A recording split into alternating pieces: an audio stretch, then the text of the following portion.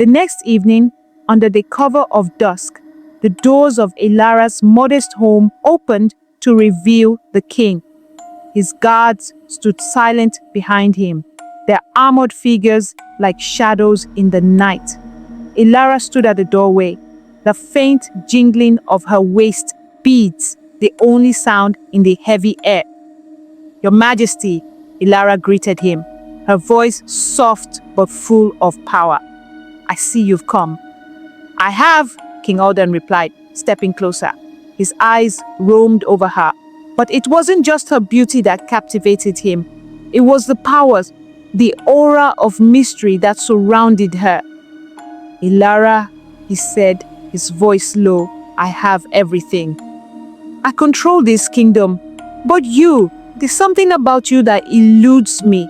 I will have you no matter the cost." Elara's lips curled into a small smile, but her eyes flickered with a mixture of amusement and caution. "You think you can possess me, Your Majesty?" she asked, her voice sweet like honey. "But no man can own me, not even you."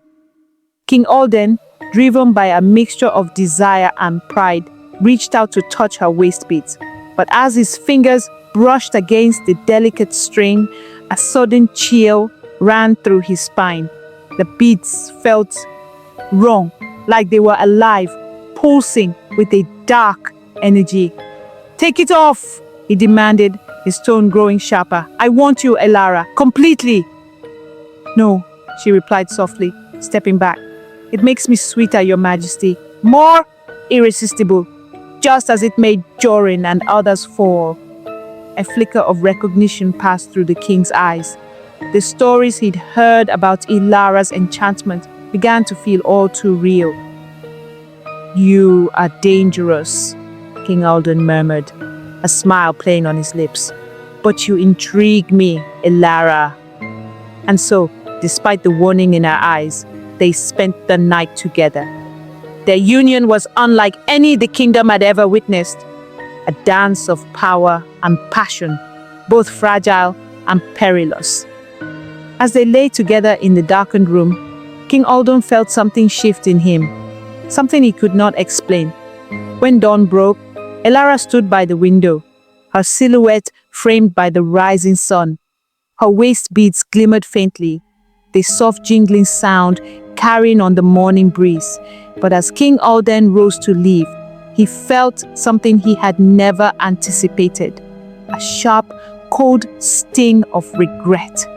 He looked back at Elara, who met his gaze with a knowing smile, her eyes as mysterious as ever. "You have made a mistake, my king," she whispered softly, almost to herself. "But now you will pay the price." King Alden sat upon his golden throne, his mind lost in the seductive pull of Elara. His kingdom of Arindale, once powerful and vast, was now crumbling before his very eyes. The signs were clear. The kingdom was in decline, his people unhappy, and his court full of whispers. But none of that mattered to him. His obsession with Elara was the only thing that consumed him, the only thing that gave him a fleeting sense of power and satisfaction. His wealth, his armies, and his once unshakable rule were nothing in comparison to the intoxicating hold Elara had on him. Every day he thought of her, her beauty, the gentle jingling of her waist beads, and the magic that flowed from them like a dark, irresistible river. The court began to take notice. His advisors grew worried, seeing their king more obsessed with the mysterious woman than with the future of his kingdom. But King Alden, blinded by his desire, did nothing to quell the growing unrest. The royal advisors were replaced with flatterers, and the once strong alliances began to crumble. One fateful night, as King Alden paced the halls of his palace, a messenger arrived with urgent news. The kingdom of Oskrinta, ruled by the formidable King Boma, had risen in power. Boma, a young, ambitious king, had heard of King Alden's obsession with Elara and had decided to capitalize on it. He had watched King Alden's weakness grow and had seen the cracks in his rule. Then Boma had the perfect opportunity to strike. Boma arrived at the gates of Arindale under the cover of darkness. His army was vast, his soldiers disciplined, and his ambition unyielding. Word had spread that King Alden was no longer the ruler he once was, consumed by a mysterious woman and a strange, dangerous curse. The people of Arindale, weary of their king's obsession, welcomed the rise of the new king, Boma. On the night of the invasion, King Alden was alone in his chambers, staring at the shimmering waist beads that had cost him so much. The sound of their gentle jingling filled the silence of the room, and his mind was clouded with thoughts of Elara. He could feel her presence even if she was far away, and it was as if he could hear her whispering his name. Suddenly, the door burst open. His closest advisor, trembling, entered. "Your Majesty, we've been betrayed. King Boma's forces are at our gates. The palace is being overrun." King Alden stood from his throne, his heart pounding. The reality of his kingdom's fall hit him like a thunderclap. He knew it was because of Elara. His obsession had left his kingdom vulnerable. Yet, even as the palace walls began to crumble, his thoughts remained on her, on the magic of her waist beads. "I must see her," King Alden muttered. "I must have her."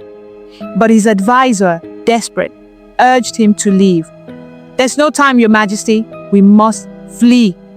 Reluctantly, King Alden left the throne room, his mind still consumed by his love for Elara. But as he attempted to escape the palace, he Help me, help me, help me. What is going on here?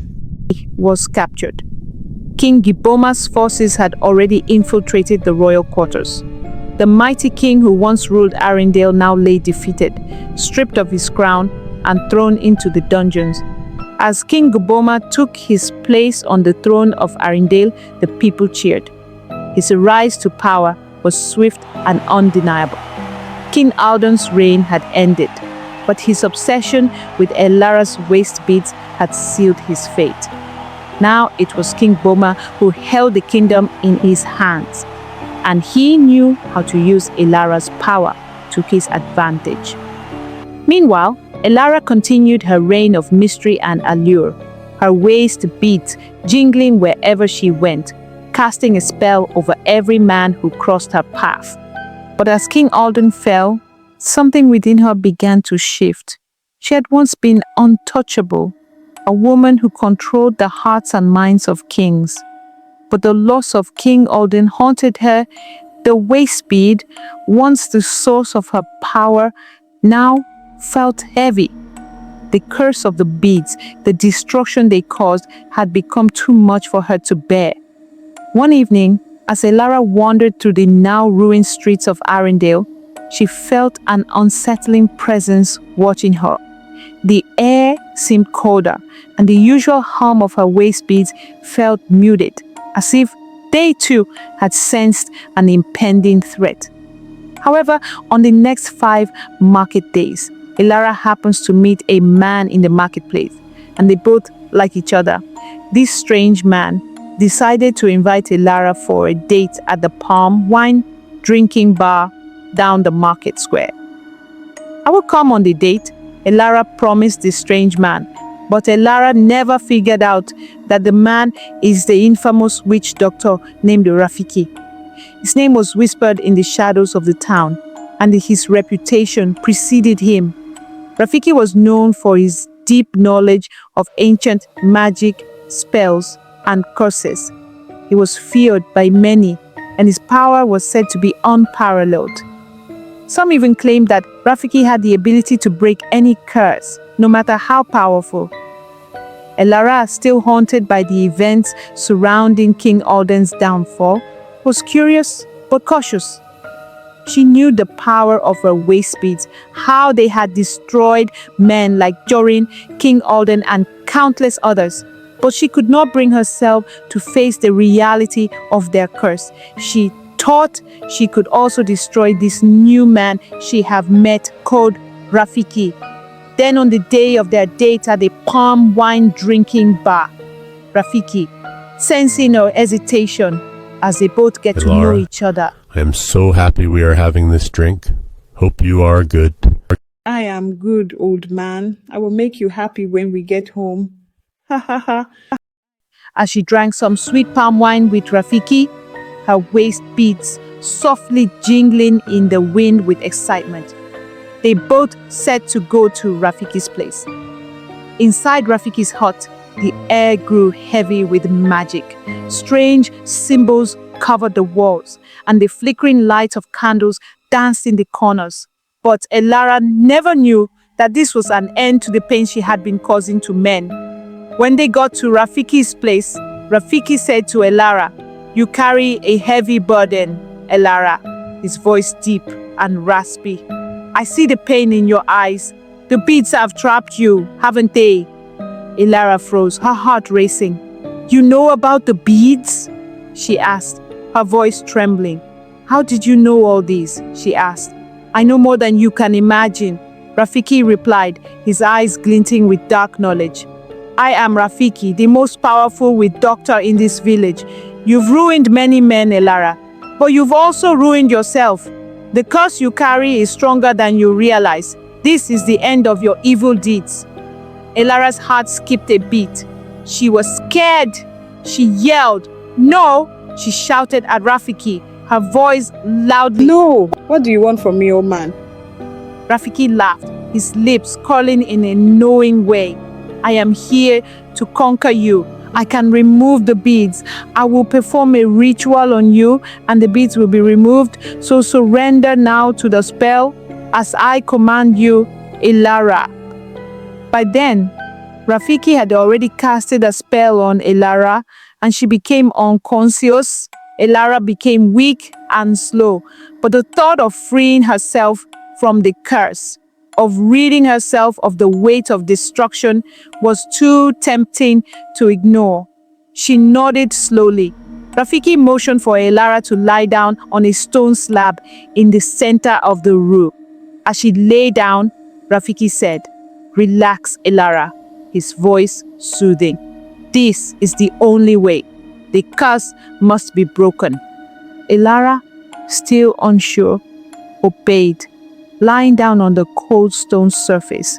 Rafiki began chanting in a language Elara didn't understand, his hands moving in intricate patterns over her body. As he chanted, the beads around her waist began to tremble, as if alive. "You have caused much pain, Elara," Rafiki said, his voice growing darker.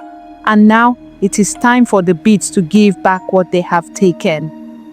Suddenly, Elara felt a sharp pain in her stomach. The beads seemed to burn against her skin, and she screamed in agony. Rafiki's chanting grew louder, his hands moving faster, his power intensifying. Then, with a violent snap, the waist beads broke, the beads flying in all directions. Elara gasped in shock and pain, feeling the weight lift from her body. She sat up, her hands clutching the broken pieces of the beads as tears filled her eyes. "No, no," she cried, her voice cracking. "What have you done?" "You are free, Elara," Rafiki said, his voice grim. "But freedom comes with a cost. You have lived for so long with the destruction you caused, and now you must face it." Elara collapsed to the floor, rolling in agony. The pain of the beads was nothing compared to the pain she now felt. Guilt, regret, and sorrow for the men she had ruined, for the lives she had destroyed. "I am sorry," she sobbed, her body racked with tears. "I never meant for this to happen. I never meant to destroy them." As Rafiki watched Elara cry, he knew that the curse had not only been broken physically, it had been broken in her heart. but no amount of tears could undo the damage she had caused. The once powerful woman who had held the lives of kings and merchants in her hands was now powerless. Her waist beads, the source of her allure, were gone, and with them, her control. Elara, still crying on the floor, Please, I'm sorry for all the evil I have done. Please forgive me.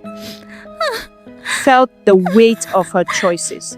She had lived with the power of her beads for so long, believing they made her untouchable, but now she saw the truth. She was just like the men she had ruined, lost, and broken.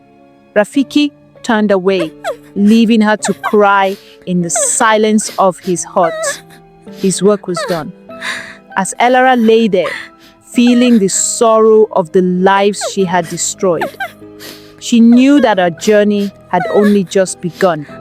She had been freed from the beads, but now she would have to face the true consequences of her actions, the weight of 1,000 broken hearts.